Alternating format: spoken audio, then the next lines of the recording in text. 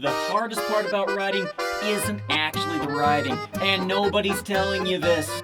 Stop believing the starving artist myth. I'm Brent Lindstrom. I've gone from Hammer to Hollywood, and now I'm helping creatives build financially independent careers. Are you looking to write your first book? You just have a story inside of you that's dying to get out. Maybe it's your life story, maybe it's something fiction, but for the longest time you've been saying, I need to write this. All right, there's something that you need to know, because this isn't going to be a one and done easy thing like you think it might be, okay? The hardest part about writing a book is not always writing the book. So I recently interviewed a retired Air Force general named Chris Coyote Choate, and he had some pretty cool insights on this. Let's see what happens when I ask him if his book, Apollo Wept, was a one and done deal. Do you see a lot of books coming in the future also? I mean, is this the new you as a writer? Yeah, I do. I'll be honest with you. When I was writing Apollo Wept, it was a one and done. I was going to get this out the door, and Uh-huh. that was it. I mean, I've wrote everything I know I can think of is in that book. My publisher, Lisa Woodward, wonderful. She's a former Air Force officer. She's the editor for Defiance Press, and she convinced me. Goes, no, you don't write one book. You have to keep writing. And she got me, well, okay, so I did that. So I'm already writing the second one, and already as I come up with ideas, I write down for later ones. But I see now that, yeah, I want to keep trying to write and to see how it goes. So I'm interested in this conversation you had with her. Did she give some ideas as to why it's good to have more than one book? Yeah, she did. She really did. She started out. She was a writer. Matter of fact, I think she has made the New York Times bestseller list. I believe. I'm pretty sure of that. But anyway, she's wrote a number of books. But she said they didn't sell early on, and by writing later books, he says that's when she really kind of got her brand started, and then her older books started selling. So she's kind of like one and done, just as not a very good model or a business plan or even an idea. But she says later books will sell your older books, and so that's you say you have to get that brand and get the a number of books out there to really, you're not really trying to make a lot of money. Granted, I'll take the money, but that's not my goal here. But I'll take it. But that's what she says as to become successful. You pretty much got to get the books out there, and they kind of feed on themselves, I guess. Okay, so one book does not make a career. It's the second and third books that do. It's kind of like you're building an ecosystem, right? You don't just plant a single tree, you plant a whole grove of trees. You sprinkle in some bushes, some grasses, some different things, and these things all work together to actually build your career. Now, if you don't want your book to actually get noticed by anyone, and if you're just happy with your book disappearing in the fray, then no biggie. But the hardest part about getting your books published is getting them noticed. It's that marketing aspect. So just like you spend a little bit of time learning how to write your book, you also need to spend a little bit of time learning how to sell your book. And lucky for you, this is a skill that can be learned. But what a lot of people don't realize is that it is a skill you need to learn. Oh, it really is, and I'm sure you might know this from your early books. When you're writing it, it's just everything is the book. Just got to get it out the door. But once you do that, then you realize the hard part's just starting. It's the marketing, the selling, and trying to get it out there.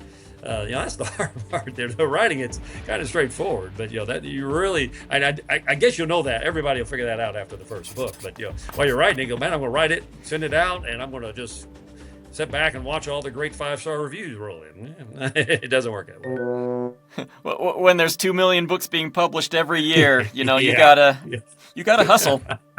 Yeah, you're talking about it's a lottery, isn't it? I mean, it's almost like winning a lottery. It is kind of like a lottery, but you know what? I do feel like there are things we can do to give ourselves a little bit advantage, and Yes. so yeah, we need to learn those lessons and learn to apply them also. So thanks for sharing that. What maybe is a lesson that you have learned as you've gone through this that has had a big impact on you? I think what drove my career also drove me in writing. First one is have a goal, have a plan to get to it, and just do it. I mean, if you have a goal, shoot for it. If you fall short, you fall short. But don't you got to have a goal, got to have a plan, and then what it takes to get to that. I've told this. I actually, like a lot of military advice I gave to people younger than me, was what I was given as when I was a lieutenant and captain. And the first and just showing up is half of anything. Whatever you're doing, whatever the project is, whatever you're trying to do, just showing up is half of it. You got 50% of it done right there. So just that, and then the commitment and the goal too, I think, really helped me a lot. Again, this is stuff I was taught by other people. When you're thinking things in life, don't think of the decision you're about to make. Never think just of that decision. Think of where that's going to take you. So if I do A, down the road, what will A keep me stovepiped in somewhere, or will A open up to other opportunities? So always think down, don't think just of the decision, but where will that decision lead me in 4 to 5 years from now? And I think that was a real big one for me. For writing, that was basically more of the just getting it done, just putting it on paper, getting it done. For writers out there, that first copy is going to be hard. I was kind of sharing some of my early writing, and I quit doing that because I go, man, this is terrible. But you got to get that first draft out, and then you can start getting back there and refining it. So for drafting, I think for writing, it's just get it done. Just get it on paper, get it done, and then you can go back and you can refine it and improve it. I think that's probably the biggest one. I'll give you one more, and this one I shared with again a lot of people younger than me was. I'll never forget. I had an Army officer working for me, and this guy was he worked constantly, and he came into me. He just came back from Iraq, and we were in Nevada, and it was his daughter's birthday, and he was wanting to leave early, and I kicked him out of the office. I just, he says, well, I don't care what you got to do. You've been in Iraq for a year. It's your daughter's birthday. I threw him out of the office. So I said, get out. Just, I outranked him. I could do that. Get out. But he didn't want to do it. I got to get this done. I go, no, you can do it tomorrow. We're here in a war. We're not flying. We're not fighting. We're not dying. Get out and go be with your daughter.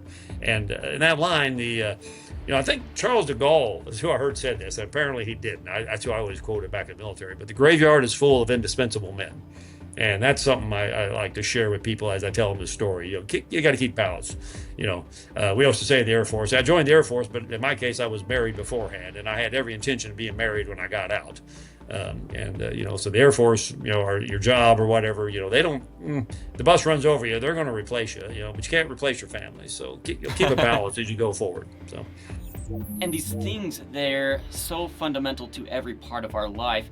You need to show up, you need to have goals, you need to have focus, you need to keep your life in balance. And I've heard a lot of great business gurus who've often touted the idea that you can't have balance as a successful business person. And honestly, writing a book and getting it sold, that is a business. And so, yeah, balance is one thing that's really important, and I'm sorry, but if some great big wig CEO doesn't think that, then that's on them. But the truth is, you need balance. But how do you get that balance? Or more importantly, what happens if you lose that balance? Could you imagine losing your family over your career?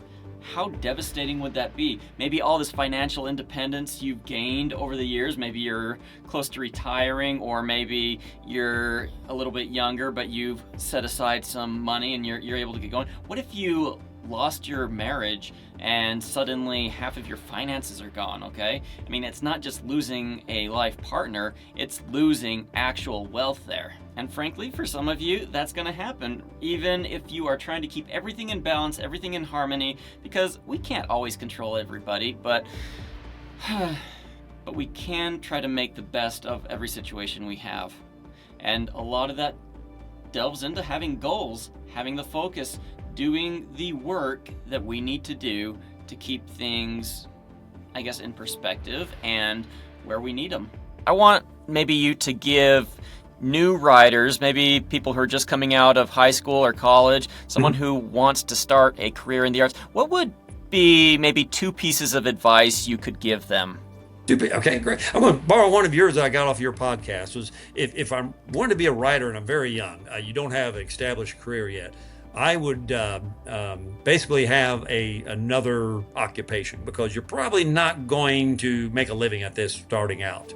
That doesn't tell you not to do it, not to pursue it, but just thinking you're going to write a book and sell a movie, the rights to a movie, and it's probably not going to happen.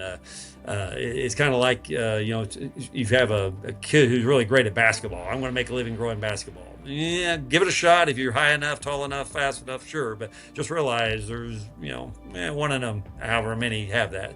So first thing, if you want to write, it would be get you another profession that can carry you on. And I'm not saying not right, but I would say make sure you've got a skill that you can pull from. Because you're going to have a family, you got to support your family, you got to support yourself.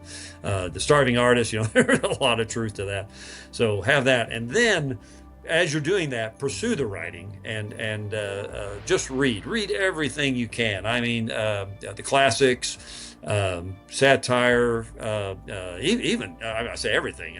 Historical books. Some really wonderful books with some of the early founders of America, and autobiographies. Read everything, and that will help you improve your writing. And today, obviously, there's so much blogs and podcasts and everything else that you can learn from. If you don't do it yourself or you don't read it, you don't learn it. So that's the way you learn. Is you learn from experience. You learn from other people. You learn from reading and writing and watching other people who've done stuff before you, and you learn from them. So I would say those would be my two approaches to a writer. Say, yeah, have that goal, pursue the goal, but realize, it's going to probably take time to catch on. So have something else that you can, financially take yourself and your family, take care of them as you work the writing. So this was just a short segment of this interview. If you want to catch the whole thing, jump on over to my podcast. I'll put the link in the description below.